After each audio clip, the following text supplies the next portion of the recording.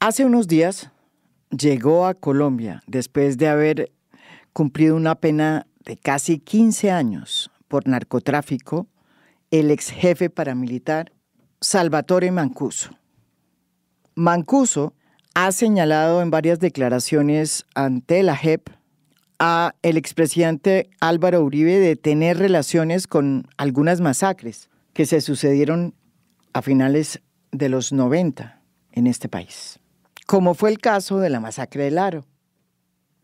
Tras el arribo de Mancuso a Bogotá, el expresidente Álvaro Uribe publicó un video en redes sociales contando que la razón primordial por la cual Mancuso había sido extraditado es porque se había comprobado que seguía delinquiendo desde la cárcel, cuando ellos ya habían aceptado firmar un acuerdo de paz. Es decir, que Mancuso le había hecho conejo a lo que se había firmado.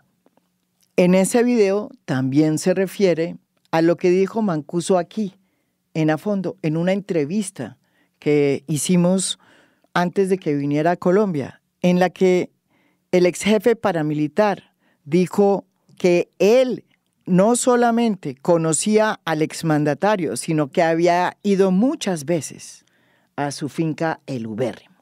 El expresidente en este video dice que eso no es cierto y que lo único que hizo con Mancuso fue una vez saludarlo en Montería. Mancuso miente. Jamás se reunió conmigo. Nos saludamos pocas veces por mi vinculación a Montería.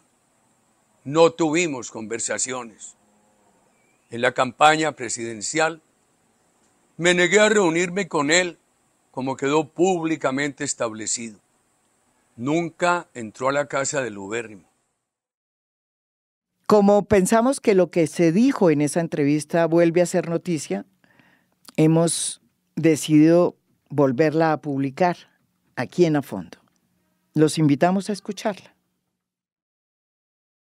El 17 de noviembre de este año, es decir, hace pocas semanas, la JEP, que es el Tribunal de Justicia Transicional para la Paz, decidió en un hecho histórico aceptar de manera excepcional el sometimiento del ex jefe paramilitar Salvatore Mancuso.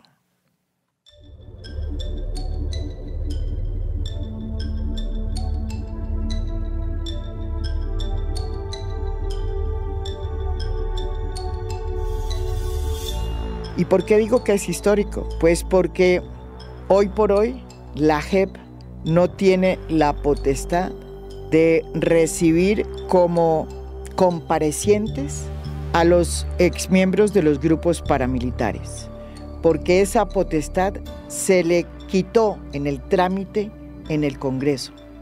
Se la quitaron los que se oponían a la JEP y a la verdad, encabezados por el Centro Democrático y Cambio Radical, para no hablar de esa mano invisible que era el entonces fiscal, Néstor Humberto Martínez. El argumento que se utilizó en su momento para impedir que los ex jefes paramilitares no fueran a la JEP es que ellos tenían su propia jurisdicción, que era la de justicia y paz. El Tribunal de Paz acepta el sometimiento de Salvatore Mancuso, pero lo acepta en su rol de bisagra, que según la JEP tuvo este ex jefe paramilitar entre las autodefensas, así llamadas desde los 90, y las Fuerzas Armadas de Colombia. La manera como la JEP aceptó de manera excepcional, dice aquí el comunicado, el sometimiento de Salvatore Mancuso es en calidad de sujeto funcional y materialmente incorporado a la fuerza pública entre 1989 y 2004.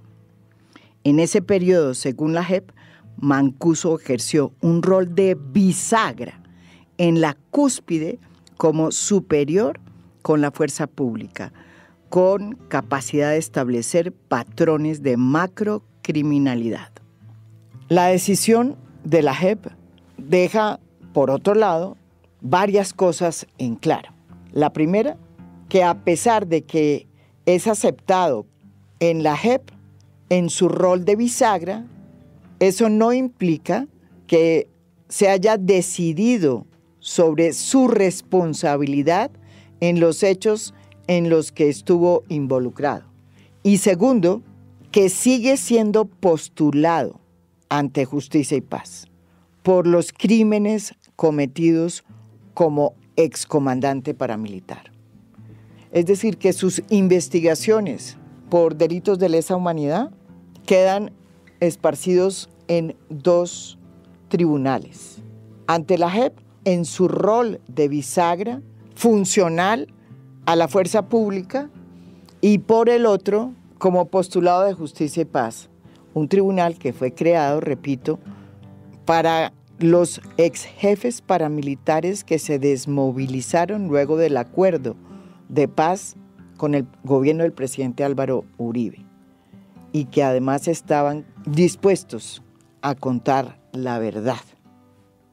El hecho de que Mancuso esté en la JEP y también esté en Justicia y Paz produjo un salvamento de voto de la magistrada María del Pilar Valencia, porque precisamente no estuvo de acuerdo con que Mancuso estuviera en la JEP y siguiera también en Justicia y Paz. De hecho, la JEP, en la decisión en que se acepta el sometimiento de Mancuso, dice claramente que ese tribunal ha rechazado más de 1.700 solicitudes de sometimiento de exmiembros de grupos paramilitares. La JEP decidió aceptar en calidad de su rol de bisagra a Mancuso por lo que él contó ante la JEP en 2 versiones, una pública y otra privada, en la que dio nombres de miembros de la fuerza pública, del ejército, de la policía, que actuaban codo a codo con los paramilitares. Y habló de nuevo, como de hecho lo hizo desde el 2009, en una audiencia ante Justicia y Paz, en la que incluso presentó pruebas de cómo en 1998 los paramilitares tenían un listado de nombres de políticos y de figuras públicas a las que les habían decretado la pena de muerte, entre los cuales estaba el hoy presidente Gustavo Petro, quien en ese momento pues se había presentado como candidato a la alcaldía de Bogotá y no lo había logrado. Según esas declaraciones del 2009, el doctor José Miguel Narváez, que en ese momento era subdirector del DAS, era el contacto con el que se reunían con frecuencia Salvatore Mancuso y el comandante Carlos Castaño de los paramilitares.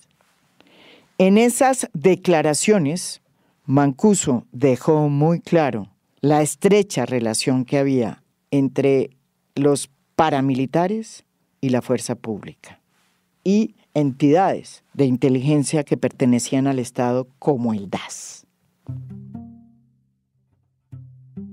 No obstante, y a pesar de que Salvatore Mancuso ha dado pruebas de que es una persona que está dispuesta a resarcir con la verdad a las víctimas y que eso se le ha convertido como una obsesión, la decisión de la JEP produjo una reacción muy fuerte entre sectores que siempre han estado en contra de este Tribunal para la Paz, especialmente por cuenta del Centro Democrático y de su jefe máximo, el expresidente Álvaro Uribe. Al bandido y a la JEP. Mancuso dijo a Justicia y Paz que Pedro Juan Moreno, que descanse en paz, no sabía de la masacre de La Granja. Ahora dice lo contrario. Dice Mancuso que dio 2 millones a José María Maroso, fallecido de cáncer en mayo de 2020, para mi campaña de Córdoba. No lo dijo cuando Maroso estaba vivo. La esposa y los cercanos a Maroso confirman la austeridad de esa campaña, niegan la posibilidad de ese dinero. Tampoco mencionó a Castaño antes de asesinarlo sobre su participación y la supuesta de Pedro Juan Moreno, que en paz descanse, en el asesinato de Jesús María Valle, ocurrida cuando yo estaba en la Universidad de Oxford. Mancuso dijo Justicia y Paz. Sobre Jesús María Valle dice que se enteró por los medios de comunicación y al no ser área de control de él no estaba enterado de nada de lo que allí ocurriera. En Justicia y Paz también asevera que no conoció a Álvaro Uribe ni al general Ospina ni al general Rosso José Serrano. Se contradice con las nuevas declaraciones. Álvaro Uribe Vélez, 20 de noviembre de 2023. Pero no solamente hubo una reacción muy dura del expresidente Álvaro Uribe a la decisión de la JEP de aceptar a Mancuso en su rol de bisagra entre las Fuerzas Armadas y los paramilitares, sino que también se produjo una profunda reacción en los exmiembros de la fuerza pública, muchos de los cuales salieron incluso a marchar en plena carrera séptima el día de las velitas para demostrar su inconformidad por la decisión de la JEP. Su mensaje era el siguiente: Mancuso no es militar, ni los militares somos bandidos.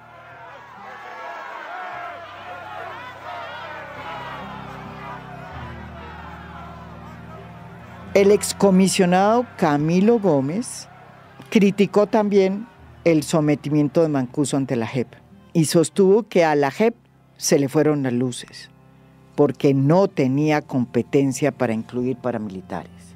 Y entonces, como no la tenía, graduó de militar a un jefe de la autodefensa, Salvatore Mancuso. El presidente de la JEP, Roberto Vidal, salió a los medios y se sostuvo de nuevo en su decisión y dijo que de ninguna manera la JEP está actuando por fuera de las normas ni de su marco jurídico y que la decisión fue acogida con muchísimo cuidado, de manera absolutamente pública, argumentada y transparente. Pues mire, más que responderle al expresidente, yo quiero agradecerles la oportunidad que me dan de explicar a la audiencia que la JEP es una alta corte del Poder Judicial colombiano y que como tal operamos con autonomía e independencia. Y esa autonomía e independencia es una garantía para todos los ciudadanos y significa que las investigaciones que nosotros hacemos son investigaciones que tienen un carácter público que permite que se conozcan a las partes, que permite además que las partes las contradigan.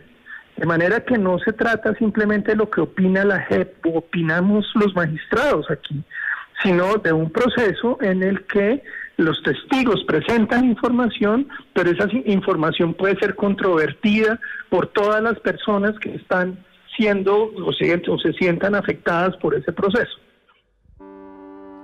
El último capítulo de esta historia ocurrió hace unos días, cuando el propio Salvatore Mancuso, para sorpresa de muchos, decidió apelar la decisión de la JEP. Y cuando uno apela una decisión es pues porque no quedó muy contento. En su comunicado a la opinión pública, que también se lo envía a la Corte Penal Internacional, dice lo siguiente: frente a las recientes manifestaciones de exmilitares y la reserva activa ante la JEP, es mi deber enfatizar con vehemencia una realidad ineludible. Aunque contamos con militares y policías íntegros y honestos en las filas, la evidencia que he presentado y que otros seguirán exponiendo revela sin ningún margen de duda una asociación ilícita y profunda entre la fuerza pública y las AUC en aquellos tiempos, cuando la guerrilla estuvo a punto de tomarse el poder por las armas. Y más adelante sigue con una frase que tiene su veneno. Ahora no son ciertos los crímenes de guerra, los asesinatos de opositores, testigos y denunciantes, ni los listados que recibíamos con esos nombres. No son ciertas la estigmatización, la persecución política y jurídica, la manipulación de testigos.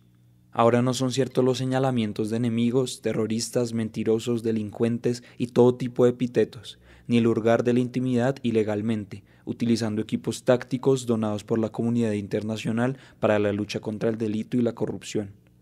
¿Acaso no fueron estas armas de la guerra y de la infamia, hechos que perpetuaron el conflicto y obstruyeron el camino hacia la paz, actos que atentaron contra la base misma de nuestra sociedad y la democracia? ¿Acaso eso es lo que Colombia y las futuras generaciones merecen, y no una paz duradera? Salvatore Mancuso, 8 de diciembre de 2023. Luego de esta aclaración, plantea 3 puntos que justifican la apelación. El primero tiene que ver con el hecho de que haya quedado en 2 jurisdicciones, si se puede decir. Por un lado ante la JEP y por el otro lado en Justicia y Paz. E insiste que eso no debería ocurrir porque hay un poder prevalente que debería ser la JEP.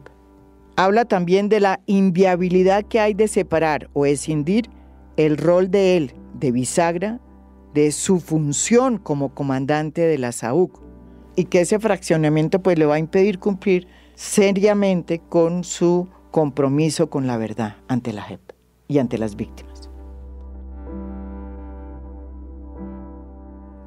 Desde hace mucho tiempo estamos buscando una entrevista con Salvatore Mancuso y finalmente la hemos logrado. Hoy, finalmente, después de mucho pujar por esta entrevista, logramos obtenerla y estamos aquí en A Fondo con Salvatore Mancuso. Bienvenido a Fondo. Muchas gracias, señora María Jimena. Un saludo respetuoso para usted, para toda su audiencia, para su equipo de trabajo, para todos quienes nos escuchan, para las víctimas en especial y el país.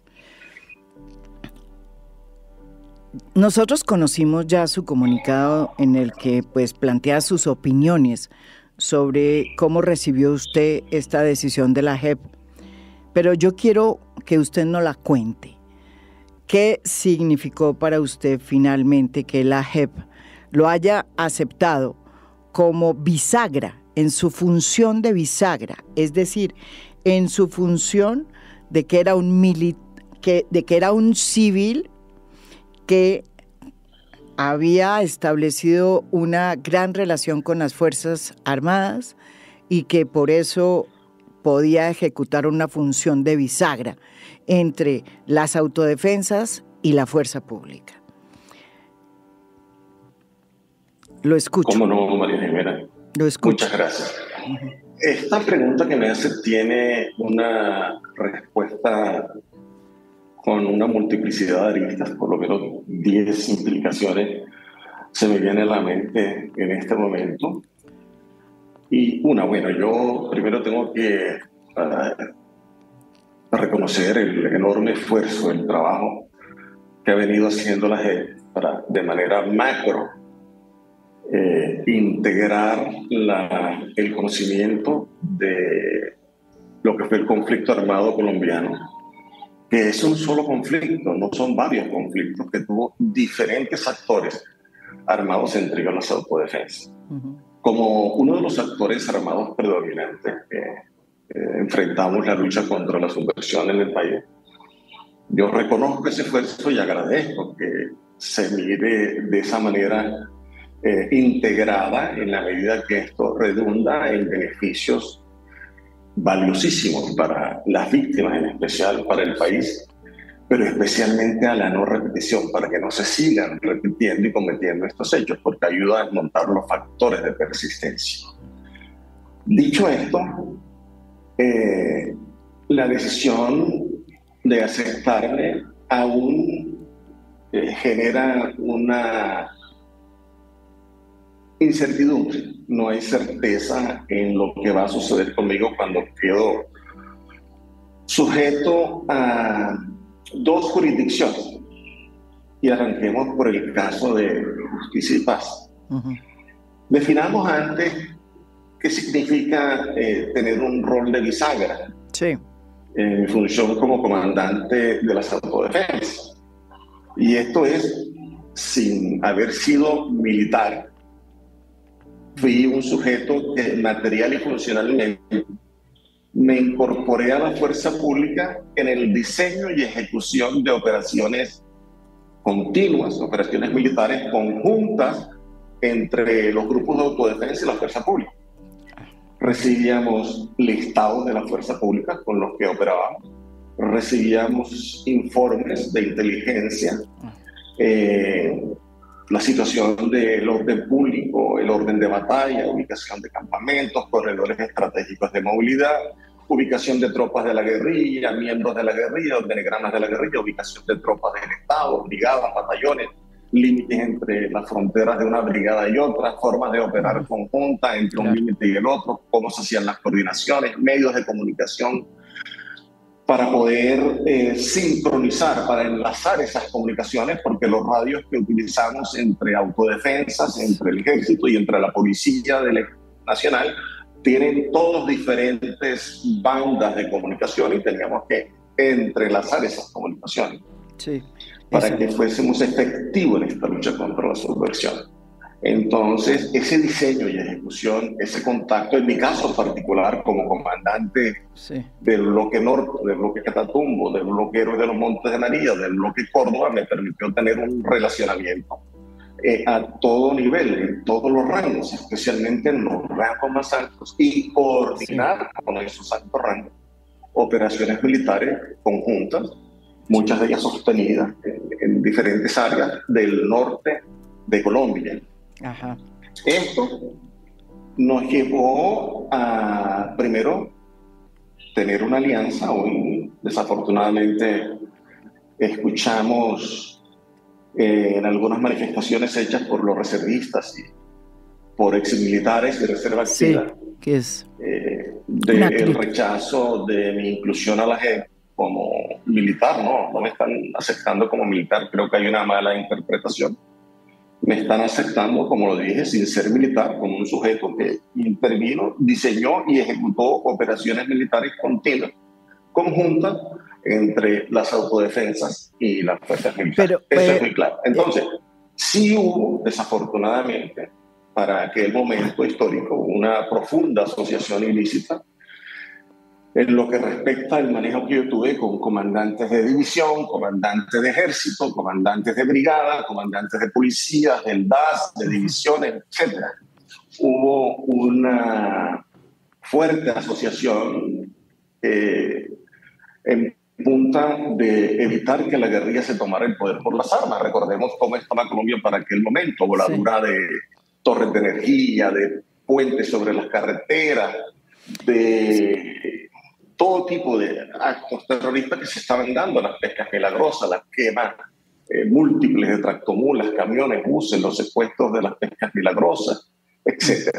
El país estuvo a punto de ser tomado por las armas, por la guerrilla, y eso llevó a que hubiese una alianza entre fuerzas militares, entre el sector económico y político de los diferentes momentos, que nos permitió compartir el poder político y militar del país durante muchos años, mientras el Estado descargó gran parte de su responsabilidad en la lucha contra la subversión en nuestros hombros. Fuimos quienes creamos estados de facto, quienes operamos en la zona de manera conjunta cuando existía ejército o policía o DAS, o de manera autónoma con el beneplácito o con la omisión deliberada de estas instituciones estatales. Hoy, quería hacerle una interpelación. ¿Por qué entonces, si era así, y usted ha dado pruebas de que había esta connivencia total entre la fuerza pública y los paramilitares o autodefensa, ¿por qué hoy ellos, los oficiales que todavía están en la fuerza pública y exoficiales, niegan eso? Y sobre todo, ¿qué le dice usted a exfuncionarios que formaron parte de intentos de paz de otros gobiernos como Camilo Gómez y el propio expresidente Álvaro Uribe, que dice que eso no fue cierto? que ahora están más o menos graduando a Mancuso de militar para que entre en la jurisdicción. ¿Qué les dice a ellos? Yo respeto lo que ellos dicen, pero si usted mira la historia de los hechos que vivimos para esos momentos cuando ellos tuvieron gobernanza sobre ciertas regiones del país o sobre el país completo, observará y las poblaciones pueden dar fe de ellos, aquellos que fueron nuestras víctimas, aquellas poblaciones que se vieron subyugadas al poder de facto de las autodefensas, como estado de facto en las regiones, como poder de facto en las regiones.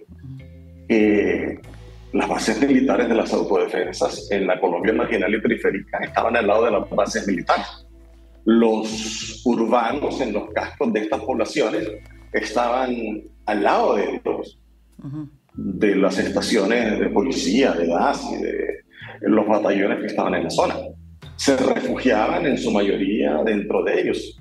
El caso más elocuente, para poner un ejemplo de fácil recordación, Cúcuta, norte de Santander. Allá se resguardaban en las estaciones de policía o del DAS los comandantes urbanos, cuando habían operaciones, o incluso dormían ahí con seguridad. Entonces hubo una convivencia enorme, un apoyo enorme que hoy se intenta desconocer. Pero las poblaciones que vivieron esto. Yo vi un video que presentaron cuando mi audiencia única de verdad y ahora el día en que la JEP emitió la decisión de aceptarme como compareciente ante la JEP, de una persona, un campesino que parece que hubiese sido el historiador que yo hubiese tenido pegado a mis espaldas, que me respiraba a las espaldas. Contó la verdad diáfana como ocurrió. Dice que cuando la toma del diamante en Tierra Alta, por ejemplo, salieron camiones, camionetas, buses, carros, camiones de Urrá, de todo lo que pasaba por el área, cargada con militares para ir a apoyarnos en la toma al campamento de Tolobá el 28 de diciembre del año 1998.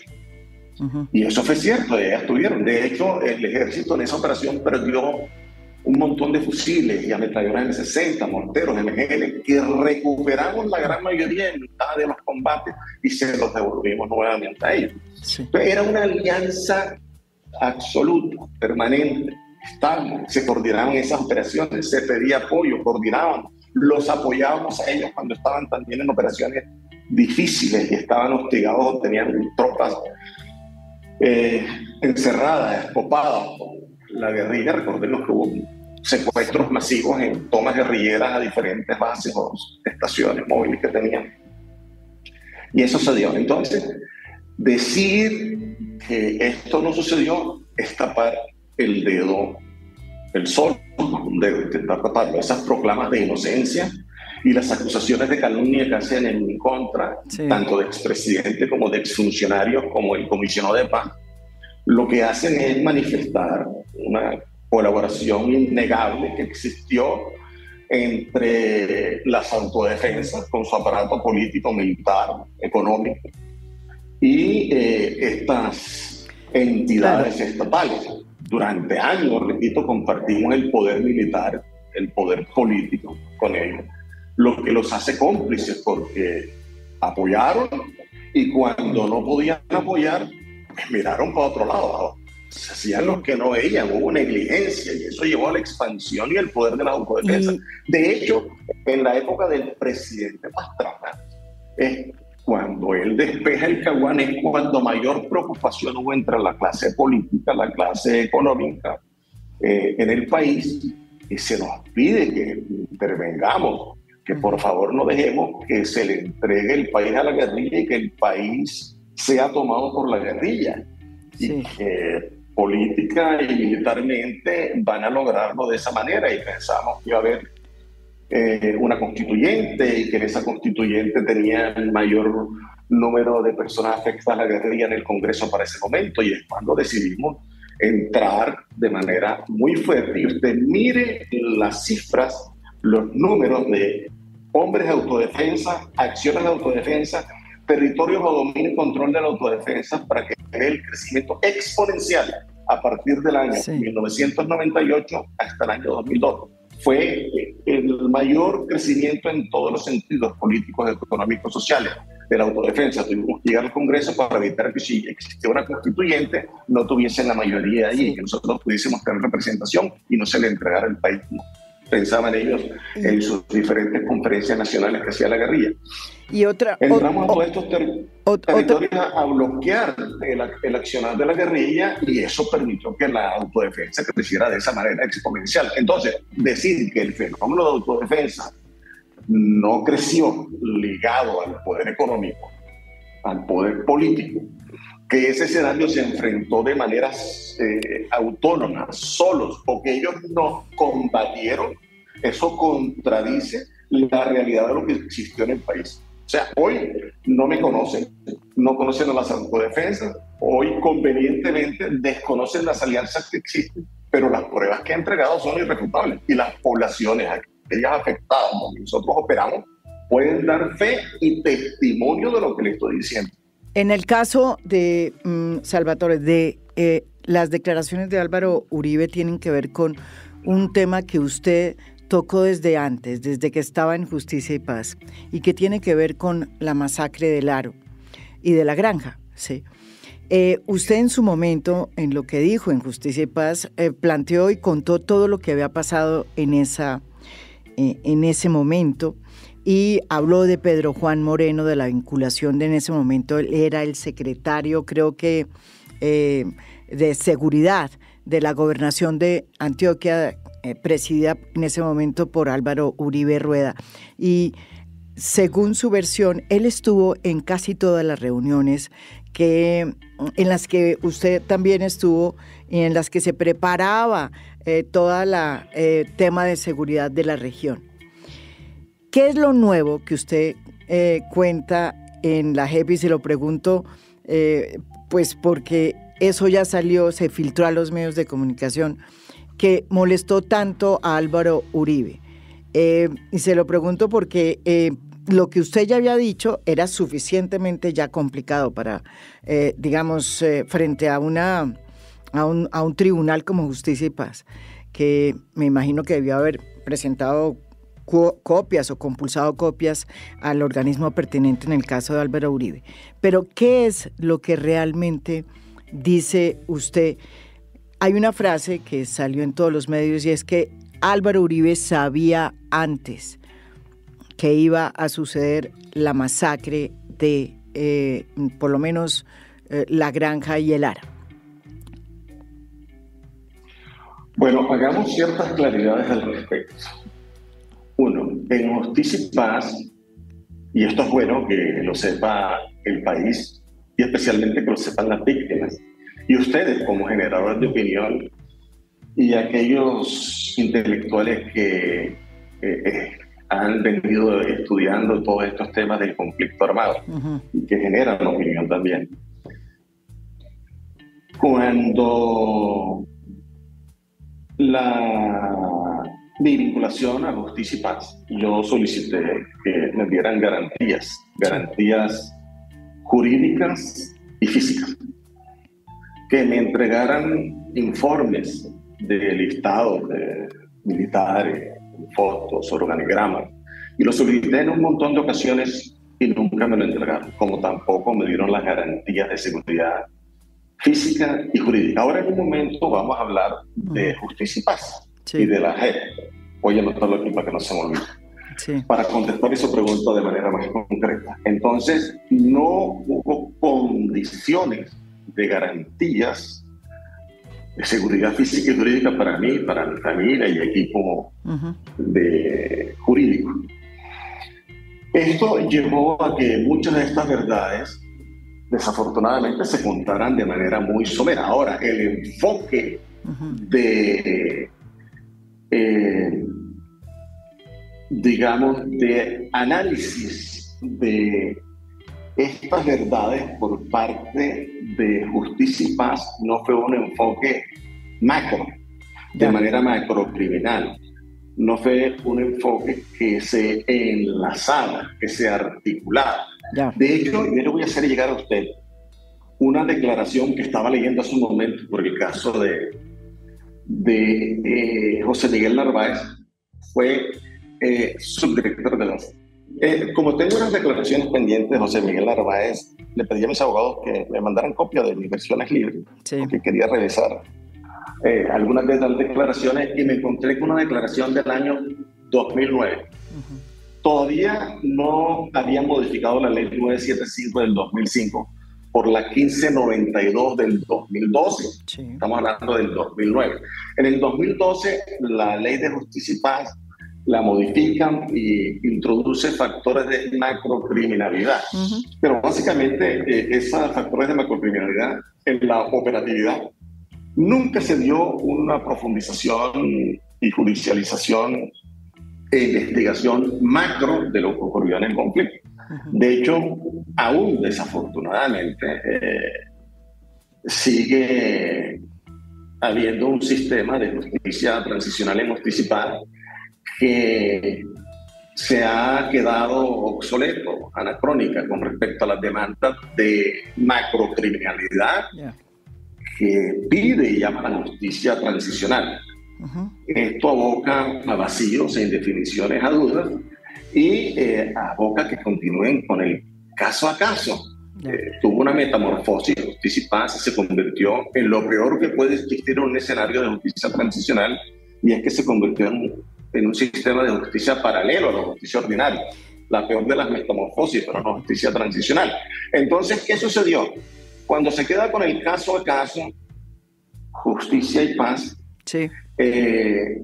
No tiene las herramientas para mirarla desde esa visión macrocriminal. Claro. Macrocriminal Que tiene la JEP. Que yo se la muestro. Sí. Sí, que tiene la JEP. Que se la muestro, y en el 2009, precisamente en esa declaración que daba del caso de José Miguel Narváez, le decía al fiscal de esa época: señor fiscal, es que usted no puede mirar el tema de los militares de manera local, como lo está mirando, de manera aislada. Usted tiene que mirarlo de manera macro. Si usted no mira estos temas de manera macro, de manera articulada, jamás va a entender cómo operamos, porque es que esos militares que hoy usted ve en Córdoba, o que ayer vio en Urabá, y que mañana ve en el Cesar, o que ve en el Catatumbo, o que ve en Antioquia, o que ve en otras regiones del país, esos militares trabajaron con nosotros. Cuando uno se alianza con uno de ellos, queda siendo parte del engranaje de las autodefensas el resto de la vida, donde quiera que vayan. Y eso fue lo que ocurrió. Entonces ellos iban ascendiendo y escalando en poder hasta que llegaban a ser comandantes de la fuerza militar. ¿Usted qué le dice? Claro, pero fíjese que en esta ocasión lo que hace el expresidente Álvaro Uribe es decir más o menos que usted lo que está diciendo es falso. Dice que ni siquiera lo conoció, que lo vio una vez, que él hizo una negociación con los paramilitares en Francalí de manera transparente, de cara al país, y que no es cierto. Digamos, lo que usted dice, tratando de decir que usted falta la verdad. ¿Usted qué reflexión le da esa reacción del expresidente? Bueno, usted conoce que entre las armas de guerra y de la infamia que utilizamos, que perpetuaron el conflicto y obstruyeron el camino hacia la paz, entre ellas está la estigmatización, la persecución política y jurídica, la manipulación de testigos, declarar que los señalamientos que se hacen son falsos, que lo hacen enemigos por venganza, que son terroristas, mentirosos, delincuentes, todo tipo de epítetos. Y bueno, esa es la manera como las personas, para evitar que la justicia opere, cuando se les sale de las manos el control y manipulación que tienen de ellas, pues acuden a herramientas nefastas como esas que perpetuaron el conflicto y que aún hoy en día siguen desafortunadamente utilizándose. Espero que las generaciones actuales lo logren entender, porque esto atentó contra la base misma de la sociedad de la democracia y no es lo que merece las futuras generaciones. Creo que todos merecemos un país en paz, con una paz duradera, reconciliado. Creo que tenemos el derecho a resarcir los errores que causamos, el daño causado, y a reingresar o reintegrarlos nuevamente a la sociedad.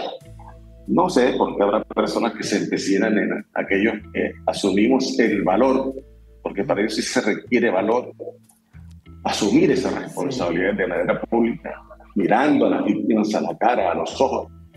Es algo durísimo, tremendo, tener que mirarlas de esa manera, sentir con todo el respeto, porque uno nunca alcanza a sentir el dolor de las víctimas, sentir ese dolor aún allí y pedirles perdón, expresar el arrepentimiento, hacer compromisos de no repetición, contarle dónde están sus seres queridos.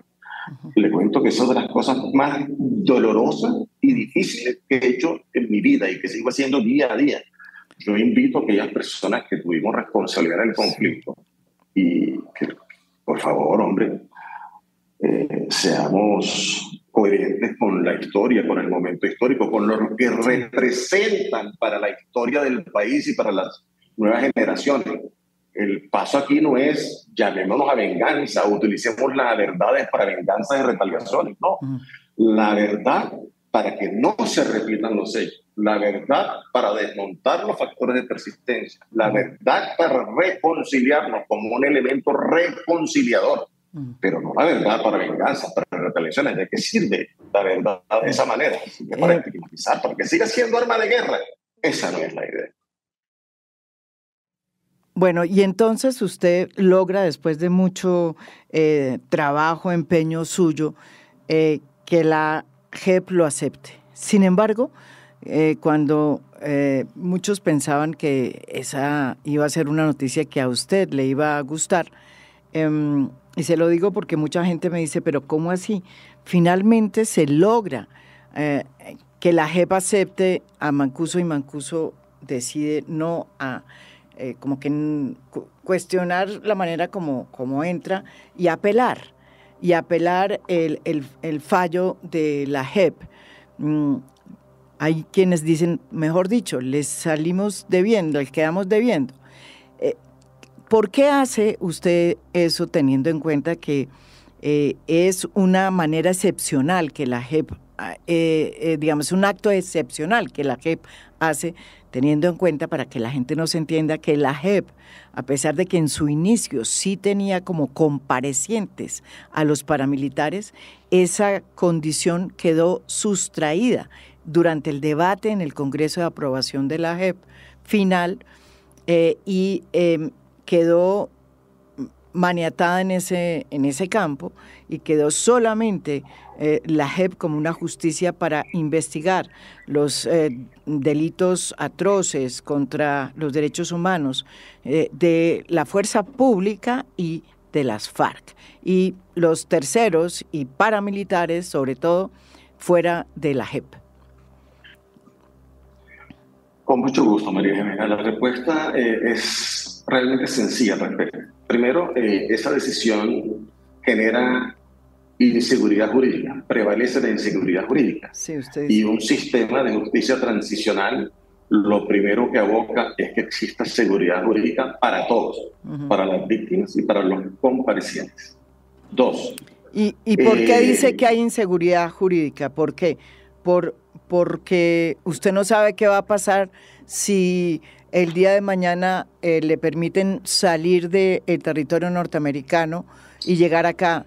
Usted no sabe si va a quedar libre o va a terminar siendo capturado por cuenta de que todavía sigue vinculado a Justicia y Paz. Le cuento lo siguiente. Antes de darle respuesta a esa última pregunta, le contesto la anterior.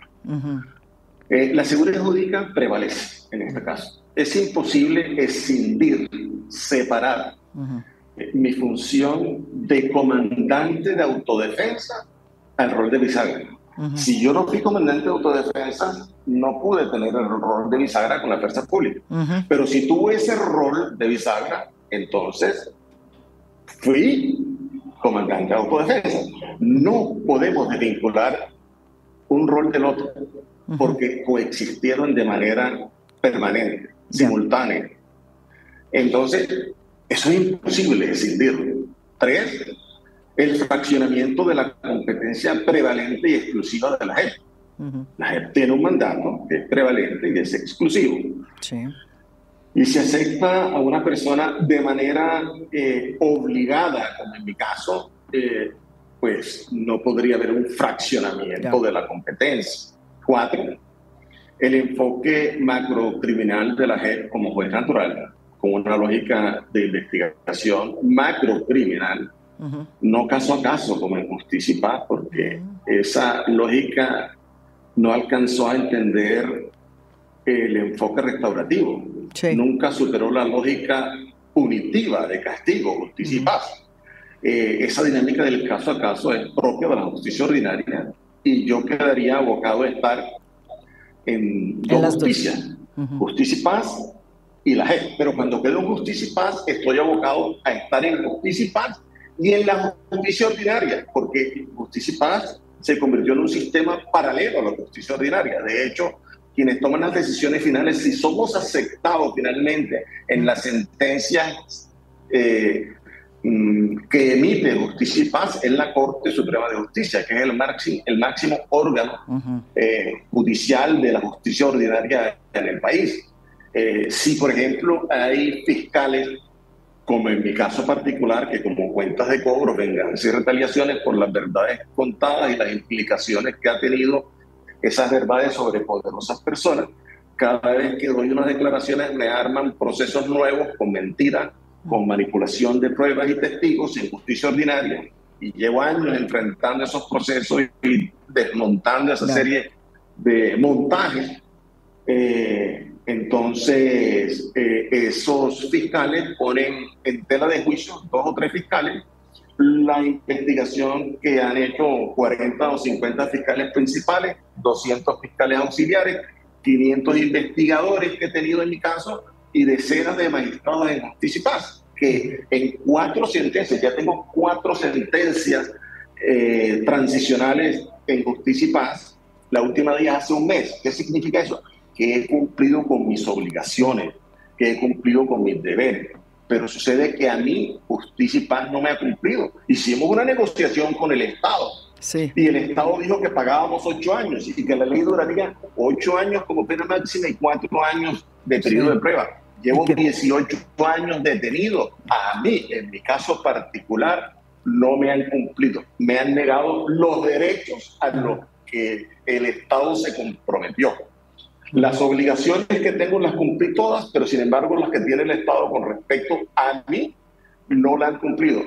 Han estigmatizado y han tenido una diferenciación en cuanto a quién es el actor al que están juzgando y no han sido equilibrados en ese caso, desafortunadamente. ¿Qué hace esto? Hace que los límites y las garantías que tenemos todos los sujetos procesales, tanto víctimas como los comparecientes, no se tengan en cuenta en mi caso particular. Y yo no he pedido otra cosa diferente a esto. Hombre, por favor, no estén aplicando un sistema transicional con leguleyadas, interpretando la justicia de manera restrictiva y punitiva, cuando debería ser un sistema de justicia restaurativo, reconciliador. Y en mi caso tuve que recurrir hasta apelar una tutela, una revisión de tutela, solicitar una revisión de tutela a la Corte Constitucional, que falló ordenando a un magistrado del Tribunal de Justicia y Paz que me concediera los derechos fundamentales violados en el debido proceso a la libertad, porque interpretando la ley de manera restrictiva me negaron la sustitución de medidas de aseguramiento por una no privativa de la libertad. En otras palabras, le pidieron darle la libertad a Mancuso. Y hoy, después de casi 2 meses que se pronunció la Corte Constitucional al respecto, ese magistrado y ese tribunal aún no han tomado la decisión de cumplir con lo que ordena la Corte Constitucional al respecto.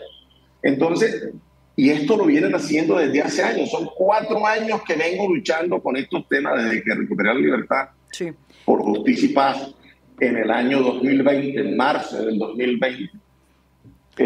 Y todavía seguimos en esta lucha. Y usted la magistrada está... Valencia, por ejemplo, Alexandra Valencia de Justicia, revocó mi libertad a prueba con una interpretación de la ley que no existe dentro de la ley de Justicia y Paz. Dice que yo tengo que ingresar a la ruta de resocialización de la ARL para poder tener la libertad, que como no lo he hecho, me niega la libertad. Y entonces sucede que la ARN no exige que nosotros tengamos ruta de resocialización, sino de reintegración. Y para poder reintegrarnos a ellas tengo que estar obligatoriamente en libertad. ¿Cómo me integro a la ruta de reintegración de la ARN si no estoy en libertad? Además tengo 30 días después de recuperar la libertad para poder integrarme a la ruta esa de reintegración de la ARN. Y entonces, por ejemplo, además dice que si me da la libertad, yo me voy para Italia. ¿Cómo puede uno suponer y tomar decisiones con base a supuestos si es que yo he cumplido durante toda mi vida con todas las obligaciones de justicia y paz? Que me digan una sola acción en la que yo haya incumplido mis compromisos de justicia y paz. No existe una sola que les dé siquiera el indicio que yo voy a incumplir. Lo que le dije a Justicia y Paz es que yo buscaría protección internacional si no me daban las garantías a las que yo tengo derecho, porque ese fue lo que pactamos con el Estado colombiano. Entonces, claro, ¿por qué a uno sí le reconocen esos derechos y a mí no se me reconoce? Efectivamente, esto tiene una respuesta lógica. ¿Cuál es? Venganzas, manipulaciones, persecución política y jurídica a través de la manipulación de la justicia. ¿Y hecha por quién? ¿Pero hecha por quién? Se lo pregunto, porque ¿por quién? ¿Por sus enemigos? ¿Por quiénes son sus enemigos? Por aquellas personas poderosas contra las que he declarado en el país, para que no me ponga a decir nombres, por favor. Entonces, ese es un tema. Ahora, volvamos otra vez al tema de Justicia y Paz. Yo llevo, y la gente no lo sabe, llevo 18 años en este proceso, de lo que tenía que hacer máximo 8 años, y llevo 18 años detenido. Y me faltan 40 años para terminar el proceso de Justicia y Paz. Las víctimas no están dispuestas a seguir esperando 40 años más para que haya justicia y reparación para ellas. Las víctimas no saben y tenemos que decirles esta verdad cruda y dura para que sepan en la realidad que estamos enfrentando en este momento. Para terminar Justicia y Paz, en mi caso particular, requerimos 40 años más. Por eso le digo, no existe seguridad jurídica si me dejan expuesto a continuar en Justicia y Paz. Además, en Justicia y Paz, en cualquier momento, con todas estas leguleyadas y con todos estos montajes y persecuciones jurídicas y políticas, han buscado desde que inicié las declaraciones la manera como me excluyen de Justicia y Paz. Lo están buscando desde hace muchísimos años, con montajes, con que no he cumplido, con que se inventaron que un hijo menor mío que tenía para esa época 11 años era comandante de unas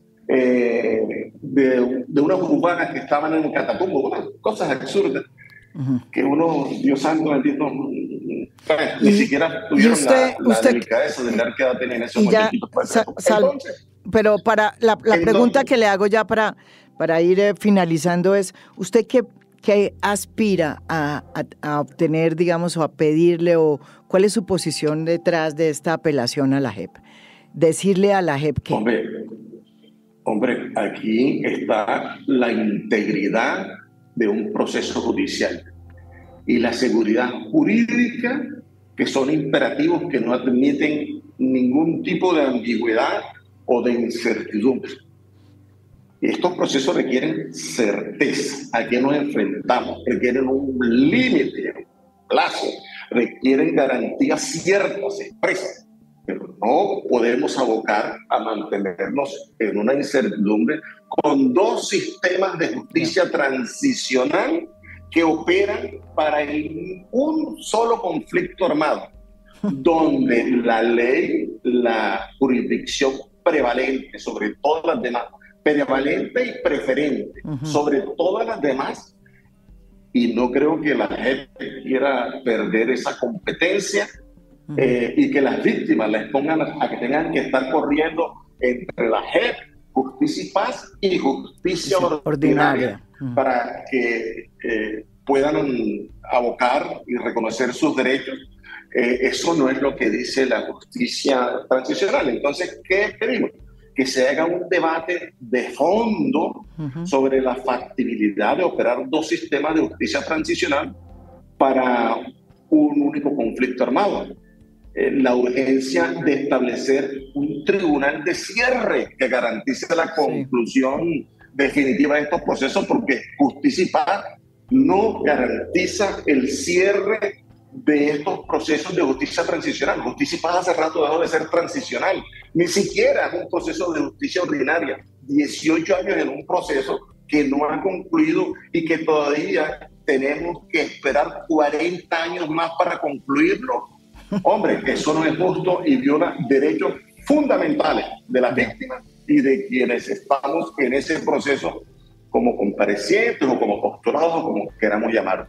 Eso es una falta de velar por los derechos de quienes hacemos parte. Ahora, Justicia y Paz podría ser utilizada y podría hacerle ciertas modificaciones para que sirva, para que pueda servir y ser utilizada en unas nuevas negociaciones, pero toca ajustarla, porque en este momento Justicia y Paz es anacrónica, es obsoleta respecto a las demandas del marco de justicia transicional y restaurativa. Bueno, y finalmente yo quería preguntarle, ¿usted sí conoció a Álvaro Uribe y conoció, por ejemplo, al general Montoya?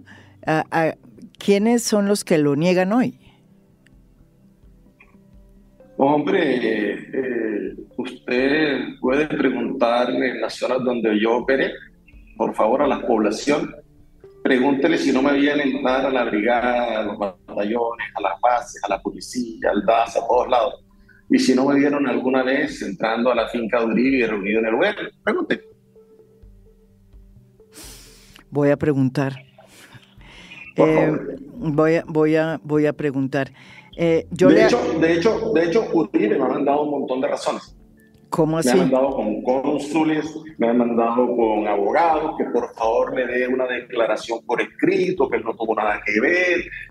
También me pidió declaraciones cuando lo de Piedad Córdoba y el senador Cepeda, y estuvo el otro, y estuvo Danilo Rueda, que luego fue comisionado.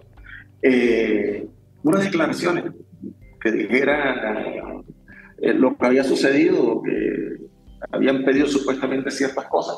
Yo le dije, no, yo declaro la verdad de lo ocurrido. Está hablando usted de lo que pasó con la negociación en Realito, ¿sí?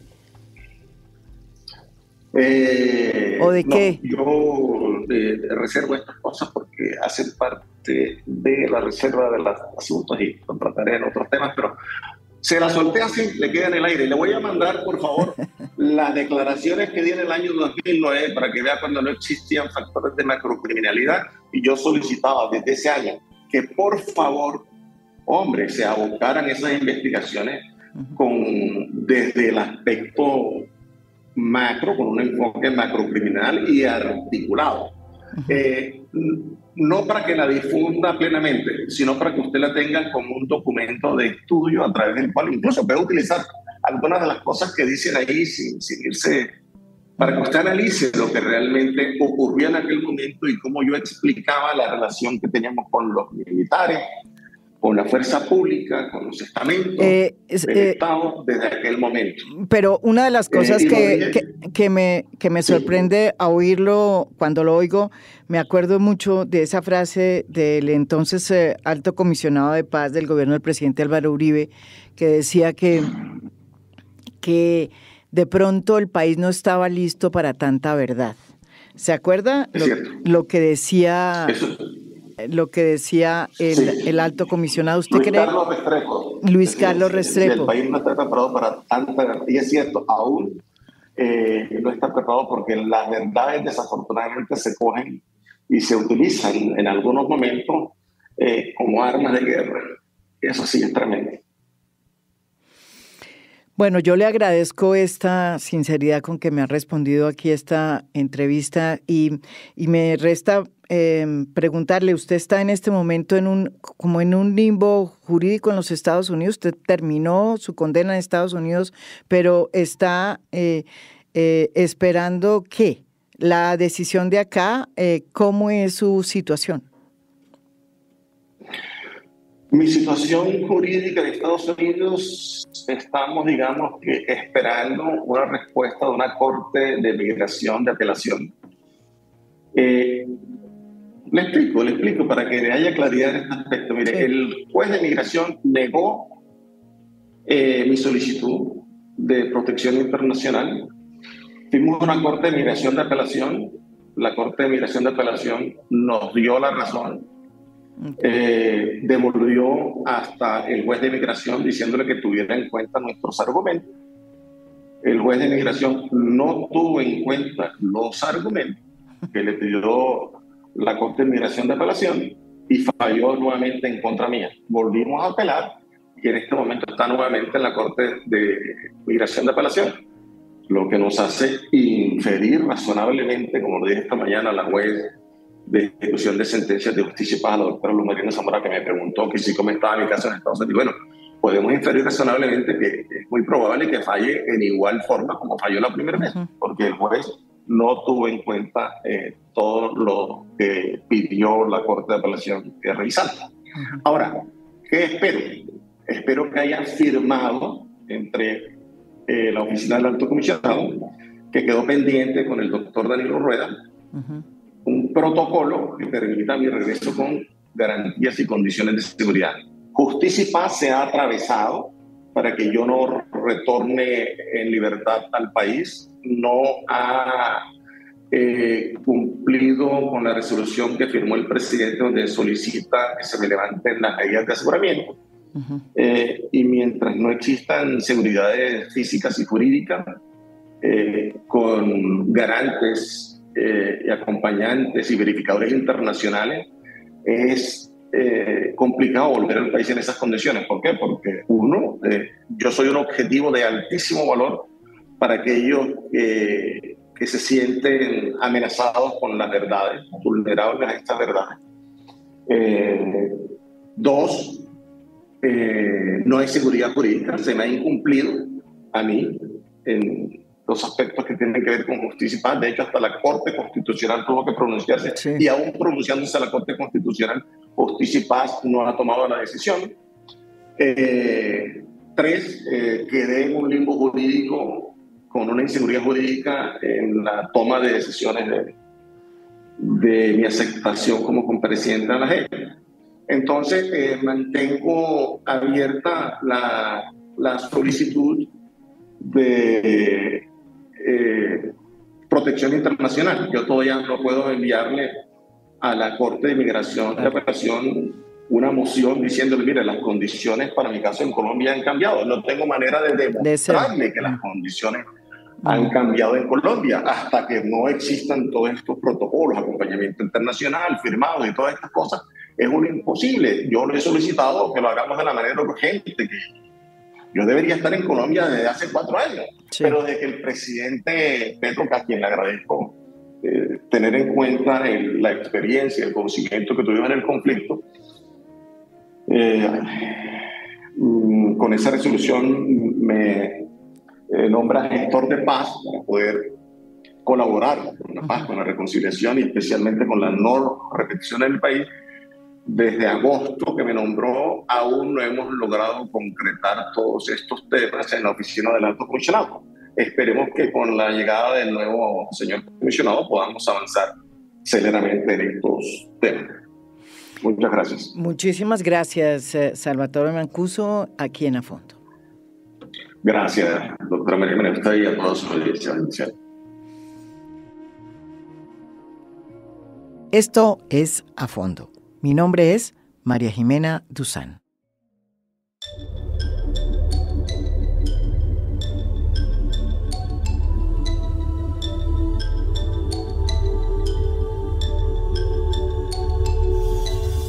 A Fondo es un podcast producido por Mafialand. Producción general, Lucy Moreno. Postproducción de audio, Daniel Chávez. Música original del maestro Óscar Acevedo. Nos pueden escuchar también en mi canal de YouTube. Gracias por escuchar. Soy María Jimena Duzán.